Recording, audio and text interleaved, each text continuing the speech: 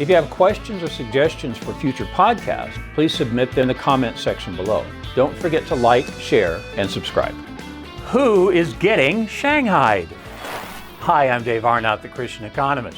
In the 19th century, if a sailor got too drunk in a port city, he might wake up the next day on a ship steaming toward Shanghai.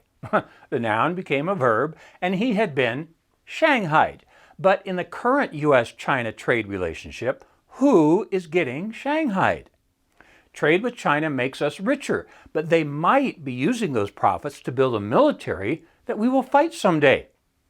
I've often said, you won't find a one-armed economist because we will always say, on the other hand, yeah, and trade with China reflects this conflict. Trade makes us richer, but it also makes China richer. So what do? I think it'd be difficult to find a scripture that encouraged market discrimination against a people group just because they're from another country. Now, that's where Christianity and economics support each other. They both call for open markets and open trade among people groups and all countries. Trade is good. Of course, trade is good. The entire Adam Smith economic legacy might be neatly tied up in a two-step process. First, increase production via specialization, then trade your surplus. Trade is good is one of the 10 commandments of economics that I found with my co-author Sergei Seidamatov when we wrote the book titled Biblical Economic Policy. Now, if we didn't trade, we would be very poor. Now look, I'm pretty good at giving economics lectures and writing. I'm an average farmer, a lousy tailor, and even a worse auto mechanic. I couldn't make my own car if my life depended on it. So I specialize in writing and speaking, and I trade for food, clothes, and cars. That little economic system works at the national level also. This is still Adam Smith territory. He noticed that the French were better at making wine, but the Scots were better at making whiskey. That's why some wines, like Champagne and Bordeaux, are named for the region where they're made. I'll presume you know why they call it Scotch whiskey.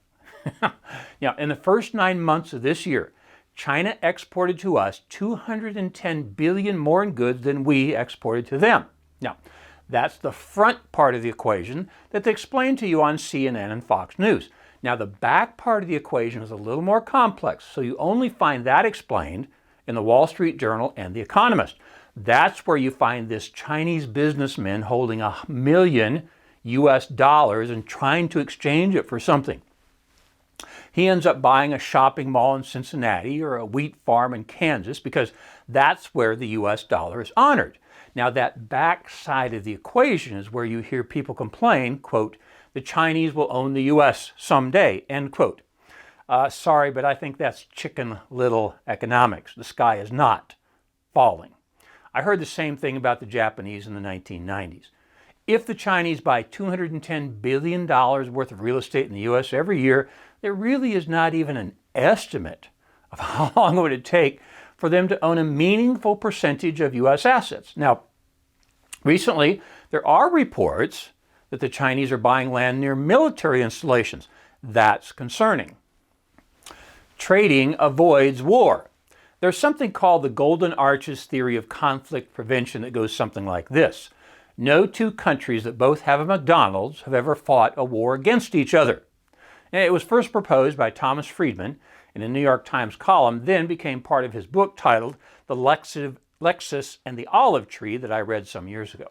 Yeah, maybe it was disproven by the UK's struggle with Argentina over the Falklands and the current Russian war on Ukraine. But the concept is still valid. Trading avoids war. Now, part of the reason that Imperial Japan attacked the U.S. was because the U.S. stopped trading oil and steel with them. Okay, the U.S. had good reason. They were responding to Japan's atrocious treatment of the Chinese just across the Japanese border. Now, that's interesting to think about. My podcast today attempts to avoid war with China, and it was Japan's treatment of them that partially led to World War II. But back to economics. You can also make the economic case that part of Adolf Hitler's popularity was due to his promise to reignite the Third Reich after the cruel treatment of Germany at the Versailles Agreement. The great British economist Maynard Keynes left that conference in protest, arguing that it would cause World War II. He was right. The Versailles Agreement extracted severe financial payments by Germany. To make the payments, they simply printed up the Deutschmarks, and it caused hyperinflation. Hitler stepped on the stage and promised to get revenge on the rest of Europe. Okay, another example is the formation of the European Union. The original purpose was to avoid World War III. It began as a coal and steel trading agreement because coal and steel are two of the elements required to make the implements of war. Beating plowshares into swords. Okay, I read that kind of fast. You did get the idea, didn't you? That it's backwards from the scripture in Isaiah 2:4, where we are called to beat our swords into plowshares. But see, that's kind of the problem. The conservative voices in America will warn you that when you buy a Chinese product, the profits are used to build a war machine that will be used to dominate the world. You know, that is something of a concern. But you've already heard about how we get richer by trading with China. So if we stop trading, we will be marginally poor. Then how will we be able to afford to build a military to defend the world against China's expansionist powers? Look, Ginger and I are blessed to be able to travel. We like exotic places, but we have purposely avoided Cuba because we've been told the money we would spend in the country would be used to further suppress the population. So we're not going. Now, that's the same argument being made by the anti-China trade folks.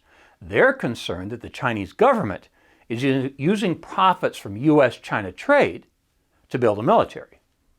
The market. To some extent, the market will take care of this. As Chinese products get more expensive, consumers will follow the simple demand rule of economics and buy products from lower cost producing countries. Now, during a trip to Vietnam some years ago, one of my traveling buddies was charged with sourcing a men's shirt because costs in China were getting too high. Now, during a separate trip to China, we drove past a newly completed apartment complex. It was more than a complex. It was essentially a small city. Now, I counted the rows while one of my grad students counted the columns, and we estimated it would hold about 10,000 people. It was totally empty.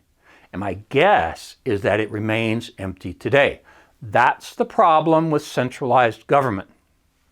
None of us is as smart as all of us, but communist socialism denies that very simple fact. They continue to barrel ahead with foolish projects that will harm the economy. For more on how the U.S. might be taking us down that same foolish path, I will refer you to my podcast number 76, titled Central Planning Still Does Not Work. China's opening up in the 1980s and its membership in the World Trade Organization in 2001 ignited a new phase of globalization, bringing investment to China and cheaper consumer goods to Western consumers in the United States. For years after that, foreign companies plowed the profits they made in China back into China. But now, as growth slows, companies are pulling those profits out. There are many indications that the market is decreasing China's economic power. The solution. A problem well stated is half solved. Well, that quote is attributed to Charles Kettering, the famous inventor and former head of research for General Motors. Well, this problem is only half solved.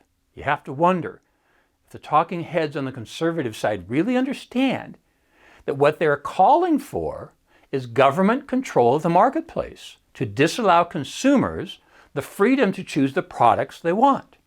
Now, if we were convinced of China's expansionary desires, we would not trade with them. Until that's absolutely clear, America should do what she's so good at: give people the freedom to choose. The U.S. has the most powerful economic engine in the history of mankind.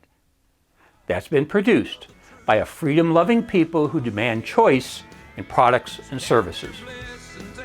I'm Dave Arnott, the Christian Economist. Fear God, tell the truth, earn a profit. See you next time. For more information, please visit us online at davearnott.com. If you have questions or suggestions for future podcasts, please submit them online or in the comments section below. Don't forget to like, share, and subscribe.